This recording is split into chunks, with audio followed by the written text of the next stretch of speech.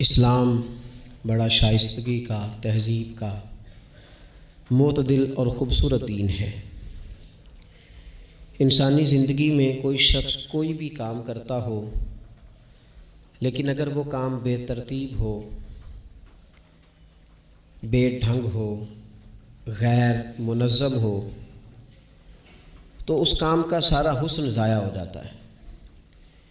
اسلام یہ چاہتا ہے کہ ہر کام ترتیب سے کیا جائے، مرتب کر کے کیا جائے، منظم انداز سے کیا جائے۔ انسان اپنی زندگی میں عبادت سے لے کر تجارت تک اپنی زندگی کے ہر شعبے میں نظم و ضبط کا مظاہرہ کرے۔ اگر چیزیں نظم و ضبط سے ہٹ جاتی ہیں، قاعدے سے ہٹ جاتی ہیں، تو کوئی بھی کام ہونے کے باوجود بھی لطف نہیں دیتا، فائدہ مند نہیں ہوتا۔ ہم یہ دیکھتے ہیں کہ مسلمانوں نے بہت ساری چیزوں کو بے ترتیب کر لیا ہے۔ ہماری زندگیوں میں ہر چیز ہے، نظم و ضبط نہیں ہے، وقت کی پابندی نہیں ہے، وقت کی قدر نہیں ہے۔ روزمرہ کے معاملات کے اندر ہم اپنے معاملات کو ترتیب سے نہیں چلاتے۔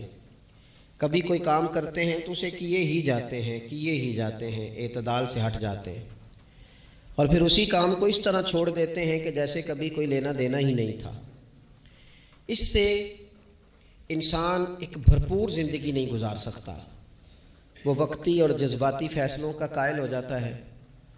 اس کی زندگی کے اندر ہر چیز ایک مخصوص وقت کے لیے اور ایک مخصوص ٹائم کے لیے آتی ہے، اور ایک مخصوص ٹائم کے لیے وہ چیز وہاں سے رخصت ہو جاتی ہے۔ اس میں کوئی شک نہیں کہ ہم انسان ہیں، ہمارے اندر کمزوریاں ہیں، باوجود کوشش کے بڑی جگہوں پہ غلطیاں، سستیاں، کمزوریاں رہ جاتی ہیں۔ لیکن کچھ لوگ اپنے ذہن سے کوئی منصوبہ بندی کرنا ہی نہیں چاہتے۔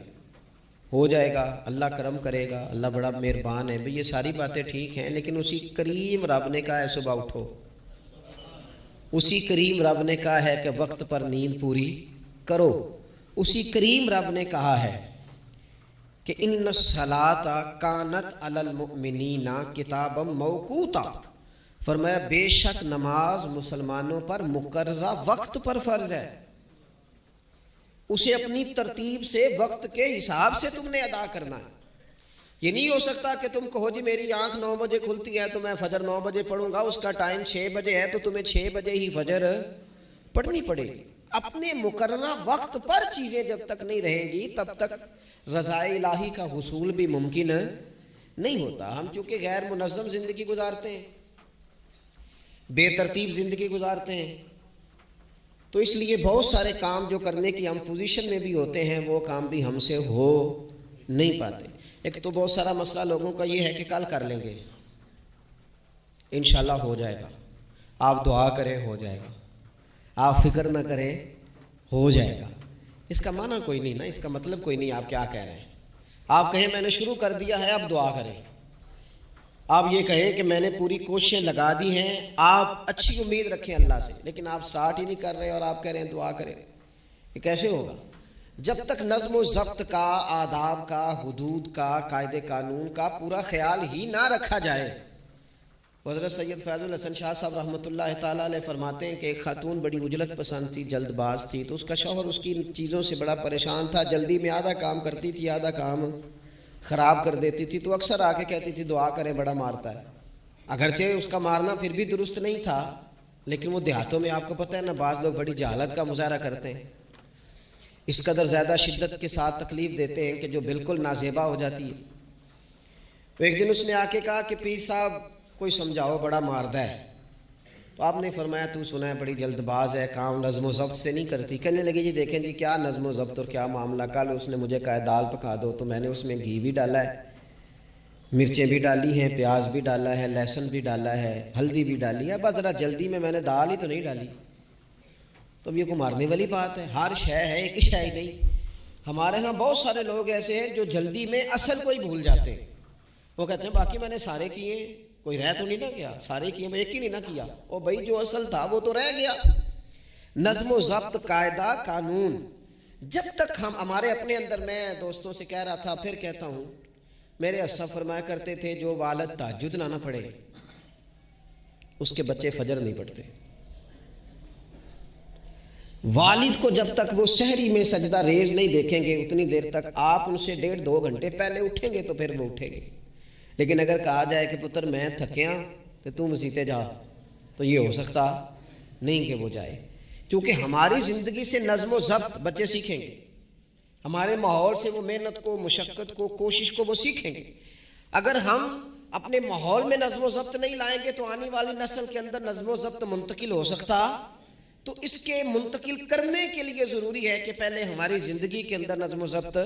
آپ دیکھیں شریعت اسلامیہ نے ہر کام کا نظم و ضبط بنایا ہے. نماز اللہ کی عبادت ہے نا، بستر سے اٹھ کر سیدھا مسجد میں آ کے جہاں آپ کا جی چاہے نماز پڑھنے کی اجازت نہیں ہے. آپ اٹھیں، آپ کا لباس پاک ہونا چاہیے، آپ نے وضو کیا ہوا ہو، آپ کو سمت قبلہ کا پتہ ہو، آپ کا منہ کعبہ شریف کی طرف ہو، جس جگہ آپ نے نماز پڑھنی ہے وہ جگہ پاک ہو، آپ کا لباس پاک ہو، وقت کا تعین ہو، نماز کے آداب آپ کو آتے ہوں، آپ بیت اللہ شریف کی طرف رخ کریں گے، کانوں تک ہاتھ اٹھائیں گے، آپ ان ہاتھوں کو منظم طریقے سے باندھیں گے، وقت پر رکوع کریں گے، رکوع میں کمر سیدھی ہونی چاہیے.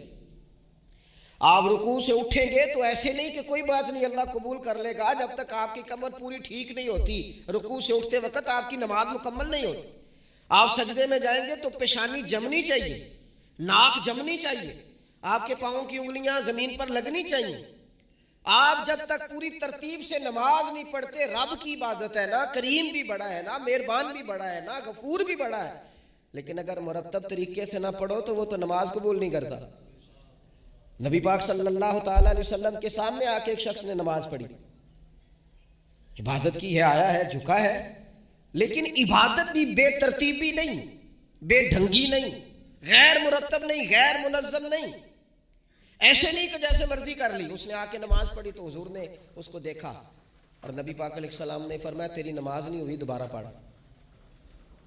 اس نے دوبارہ پڑھی. یہاں تو لوگ ناراض ہو جاتے ہیں. ایک دفعہ طالب علمی کی بات ہے، میں ایک جگہ نماز کے لیے وضو کر رہا تھا تو ایک صاحب نے وضو کیا، بڑی جلدی میں آئے اور جلدی میں وضو کیا تو ان کا ایک ٹخنا خشک رہ گیا. تو میں نے ان کی خدمت میں بڑی، چونکہ بزرگ تھے، بڑے تھے مجھ سے، میں نے بڑی عرض کی، میں نے کہا وہ آپ کو خیال نہیں رہا آپ کا ٹخنا خشک ہے. وہ کہتے ہیں مولوی وہ لنگن نہ دیا دے، دیکھیں وہ لنگ نہ جائے. تو سب قبول کرنے کہ اللہ نے. میں نے ان سے کہا آپ کیا کام کرتے ہیں؟ کہنے لگا میں کپڑا بیچتا ہوں. تو میں نے کہا اگر آپ کا 1000 روپے والا گز کپڑا ہو تو کوئی شخص کے کوئی عرض نہیں، چل مہربانی کر 300 کا دے دیتے ہو؟ کہنے لگا نہیں جی ترتیب سے ہی بات چلے گی. تو میں نے کہا یہ بھی ذرا ترتیب سے ہی چلے گی.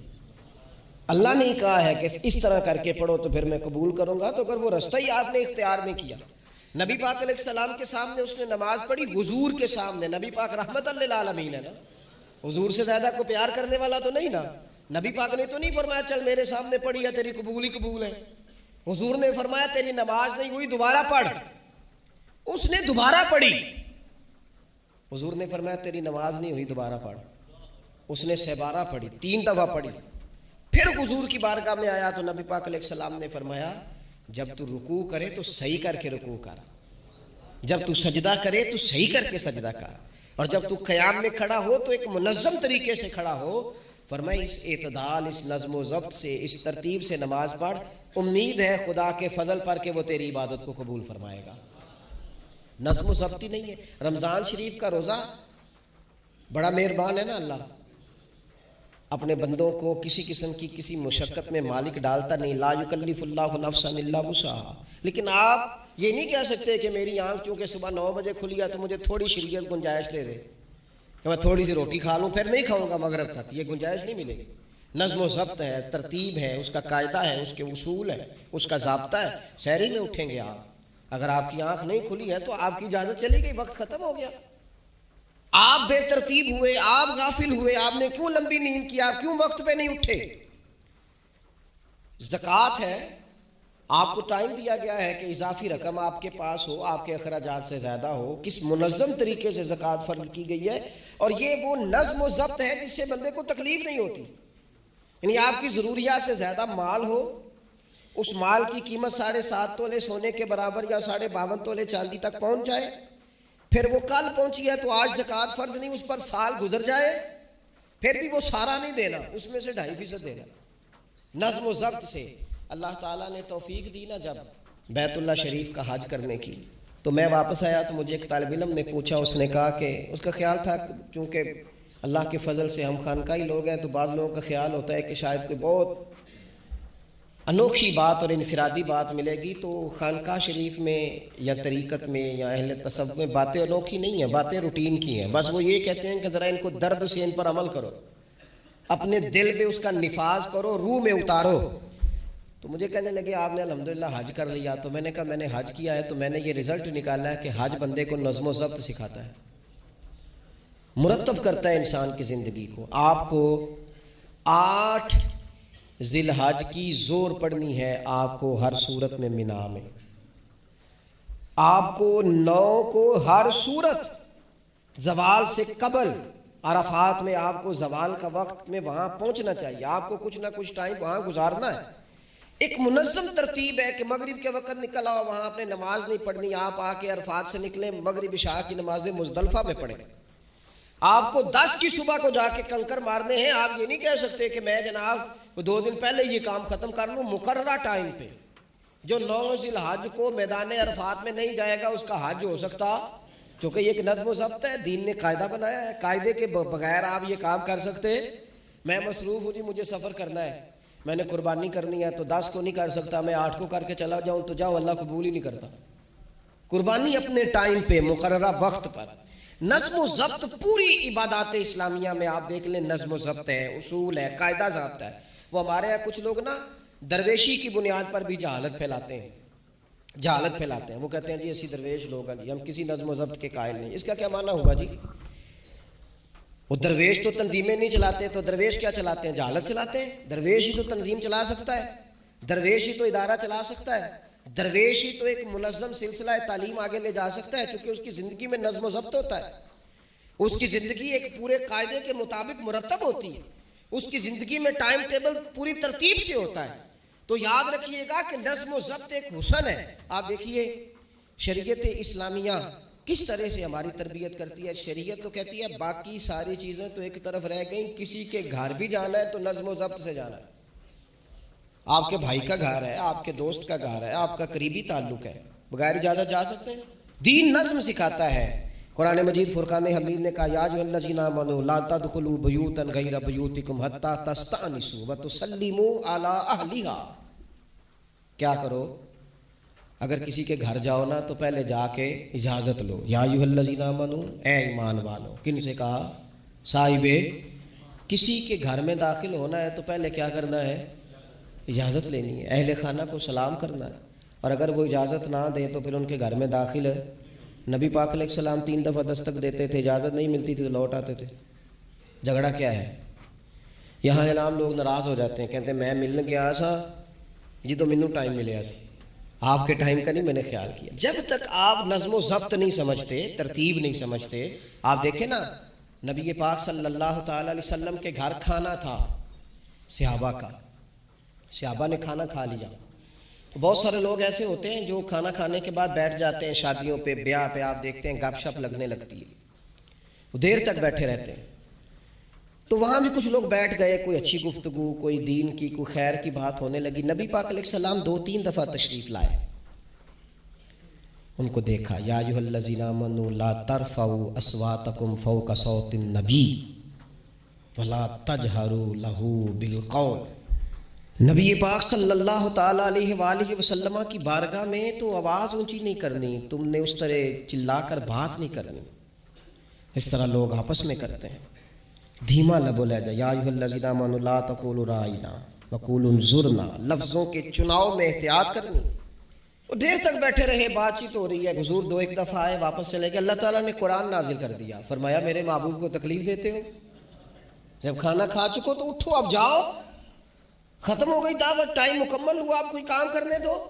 میرے عزیز اپنی زندگی میں یہ ماحول بنائیں، ان چیزوں کو لے کر کے آئیں جو چیزیں ہمارے لیے ضروری ہیں۔ اگر ہم یہ کام نہیں کریں گے تو پھر زندگی میں یا تو ہمارا وجود کسی کے لیے اذیت کا باعث بنے گا، تکلیف کا باعث بنے گا، یا ہمارا لب و لہجہ اس طرح کا ہو جائے گا کہ ہم باوجود محنت کے اس کا کوئی نتیجہ نکال سکیں گے۔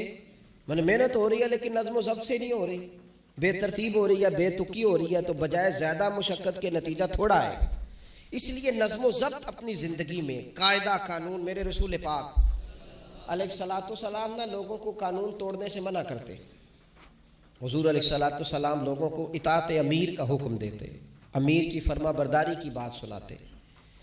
فرماتے اگر تمہارے اوپر نک کٹا حبشی غلام بھی امیر بنا دیا جائے جو کتاب اللہ کے مطابق تمہیں حکم دے تو اللہ کے محبوب فرماتے ہیں اس کی بات بھی سننا اور اس کی فرما برداری بھی کرنا، پیچھے نہ ہٹنا. تم یہ نہ دیکھنا کہ یار یہ تو نک کٹا حبشی غلام ہے اور میں تو معاذ اللہ سے بہتر ہوں. اس کی فرما برداری کرنا، اس لیے کہ نظم و ضبط قائم رہتا ہے جب لوگ قانون کی پابندی کرتے ہیں، اور جب قانون کی پابندی نہیں ہوتی، جہاں قیام عدل نہ ہو وہاں قرار ہو سکتا ہے. حضرت عمر جیسے لوگ اگر عدالتوں میں پیش ہو سکتے ہیں، اگر خود رسول پاک علیہ السلام اپنا آپ پیش کرتے ہیں صحابی سے، وہ کہتے ہیں جی آپ نے مجھے چبھو دیا ہے صفیں سیدھی کرتے تیر یا نیزہ تو میں بدلہ لوں گا، تو حضور پیش کرتے ہیں اپنا آپ. حالانکہ وہ تو دور محبت تھا عرض کی، حضور کس نے بدلہ لینا تھا، نہ آپ نے کوئی تکلیف دی تھی، یہ تو وجود چومنے کا بہانہ تھا. لیکن نبی کریم علیہ الصلوۃ والسلام نے جو ہمارے سامنے اسوہ رکھا ہے اس میں یہ ہے کہ یہ نظم اس طرح کا ہونا چاہیے کہ کوئی شخص بھی قاعدے قانون سے بالا تر. حضور علیہ السلام نے فرمایا 3 لوگ سفر کریں تو ایک کو امیر بنا لیں، ورنہ بار بار بحث ہوگی. ایک کہے گا یہاں ٹھہرنا ہے، یہاں کھانا کھانا ہے، یہاں نماز پڑھنی ہے، دوسرا کہے گا یہاں. 3 سفر کرو تو ایک کو اپنا امیر مان لو. نظم و ضبط سے زندگی گزارو، مرتب کر کے زندگی. ہمارے ہاں یہ ہوتا ہے کہ نظم و ضبط نہیں ہوتا. ہمیں اپنے کام سے زیادہ نا دوسروں کے کام کا پتہ ہوتا ہے، اپنے مدرسے سے زیادہ دوسرے مدرسے کا پتہ ہوتا ہے، اپنے کالج سے زیادہ دوسرے کالج کی معلومات ہوتی ہے. ہم کیا کرتے ہیں، ہم اپنے کام سے زیادہ دوسرے کے کام میں ٹانگ اڑاتے ہیں، نظم و ضبط گڑبڑ ہو جاتا ہے، ایک دوسرے کے کام میں مداخلت کرتے ہیں. اپنا کام مرتب طریقے سے کیا جائے، جس نظم میں جس جگہ ہمیں ڈیوٹی دی گئی ہے ہم اس ڈیوٹی کے پابند ہیں، ہم اس کو پورے غور سے کریں، پوری توجہ سے کریں، پورے انہماک کے ساتھ کریں. اپنے کام پر ہم جب تک توجہ دیتے ہیں تو کام ٹھیک رہتا ہے. اسی طریقے سے رسول پاک صلی اللہ تعالی علیہ وسلم نا گھر کے باہر بھی پورے نظم و ضبط کے قائل تھے، پوری ترتیب. آپ دیکھیں حضور صفوں کا درست ہونا بڑا پسند کرتے تھے. نماز ہی پڑھنی ہے نا، کھڑے ہو گئے ہیں نا، لیکن حضور نے دعا دی، فرمایا صفیں سیدھی کرو، اللہ تمہارے دل بھی سیدھے کر دے گا. حضور نماز کی جماعت سے پہلے اعلان کرتے بھئی اپنی صفوں کو درست کر لو. حضور پسند کرتے کہ بالکل اس طرح مرتب ہو کے لوگ نماز پڑھیں.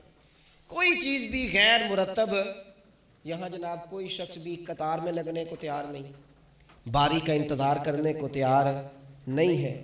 بینک میں ہمیں ذرا پہلے بلا لیا گیا تو ہم کہتے ہیں اللہ نے بڑی عزت دی، اور پھر کچھ پروٹوکول تو بے جا ہے سوائے تکلیف کے اور کچھ دیتے. میں نے جنازوں پہ دیکھا ہے، کسی عالم کا جنازہ پڑھا ہے، کسی بڑے آدمی کا، تو وہاں 15 لوگ ہوتے ہیں ٹوٹل جو جنازہ نہیں پڑھنے دیتے. وہ گھسے ہوتے ہیں آگے، میں نے چہرہ دیکھنا ہے، میں نے اگلی صف میں کھڑے ہونا ہے. یہی حال محافل میں ہوتا ہے. نظم و ضبط پیدا کریں، کسی چیز کو بے ترتیب نہ کریں، کوئی کام بھی بے ڈھنگا نہ ہو. نبی اکرم صلی اللہ تعالی علیہ وسلم کی مجلس مبارک میں جب کوئی شخص آتا تھا نا تو حضرت ابوبکر صدیق اسے سائڈ پہ لے جاتے تو کہتے تھے تمہیں پتہ ہے اللہ کا قرآن کہتا ہے حضور کے سامنے آواز اونچی نہیں کرنی. اسے پہلے آداب مجلس سکھاتے تھے، نظم و ضبط سکھاتے تھے، حضور کی بارگاہ میں حاضری کا طریقہ سکھاتے تھے، پھر نبی پاک صلی اللہ تعالی علیہ وسلم کی بارگاہ میں پیش کرتے تھے. ہمارے بے صبرے ہو جانے کی بڑی وجہ بھی یہ ہے کہ نظم و ضبط نہیں، ہمارے جلد باز ہو جانے کی وجہ یہ ہے کہ نظم و ضبط نہیں، ہماری طبیعت جو بہت زیادہ ڈسٹرب ہو جاتی ہے، ذہنی الجھاؤ پیدا ہوتا ہے، اس کی وجہ بھی یہ ہے کہ نظم و ضبط نہیں ہے.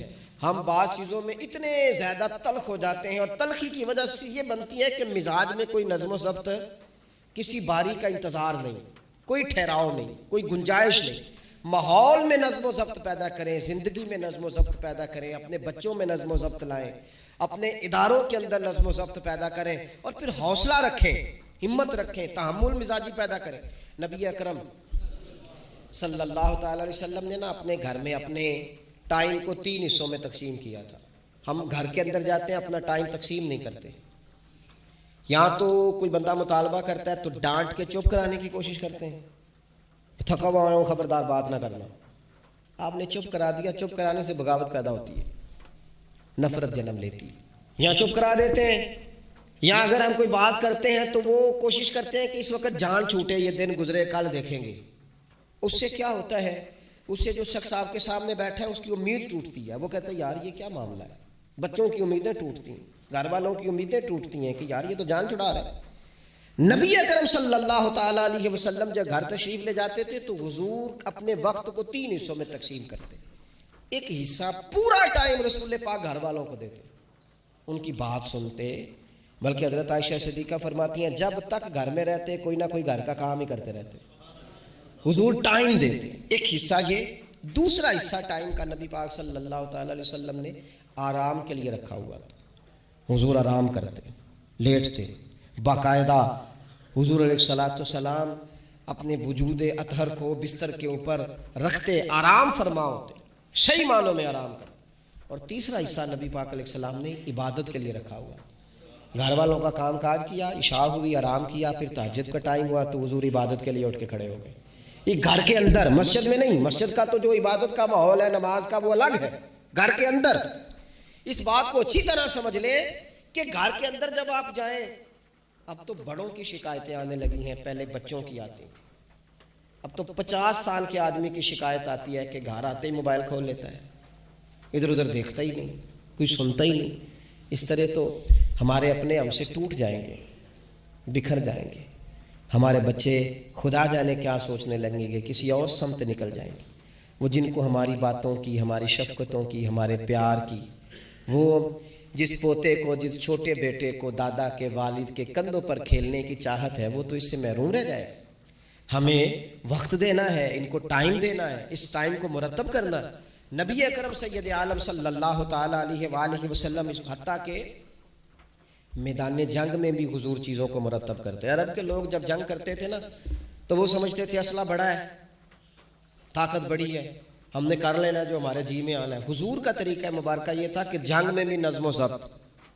حضور فرماتے قریب دشمن آ جائے تو طاق پہ بلا وجہ تیر نہ چلانا, اور بالکل سامنے جب تمہیں نظر آ جائے, تمہیں نشانہ سمجھ میں آئے تب تیر چلانا. کئی دفعہ فرمایا صرف پتھر کا استعمال کرنا.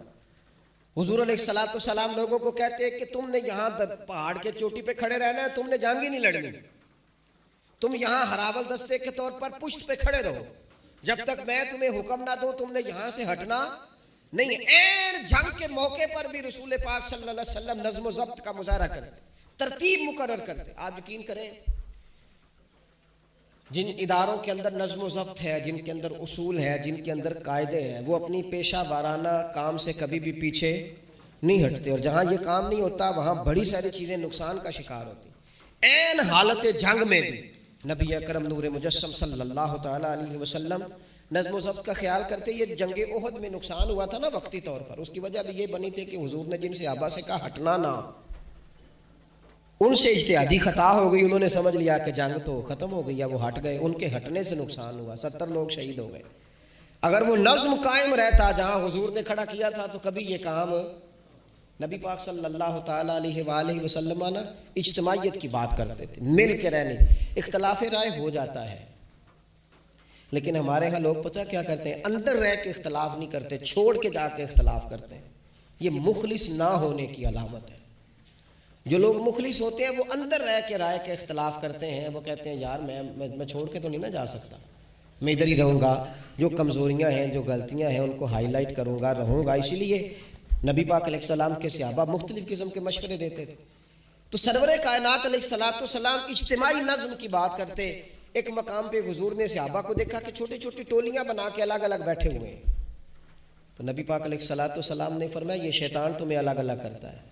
اور فرمایا جس طرح بکریوں کا بھیڑیا ہوتا ہے, انسانوں کا بھیڑیا شیطان ہے. جب کسی کو مجمع سے الگ کر لیتا ہے, حضور فرماتے ہیں جسے بھیڑیا بکریوں سے الگ کرتا ہے نا پھر اس کا شکار کرتا ہے. اور شیطان بھی جب تمہیں اجتماعیت سے الگ کر لیتا ہے, در مرشدہ چھڈی نہیں تے ہو جاویں گا روگی, جیڑی بکری اجڑوں وچھڑی او بگیاڑا جوگی.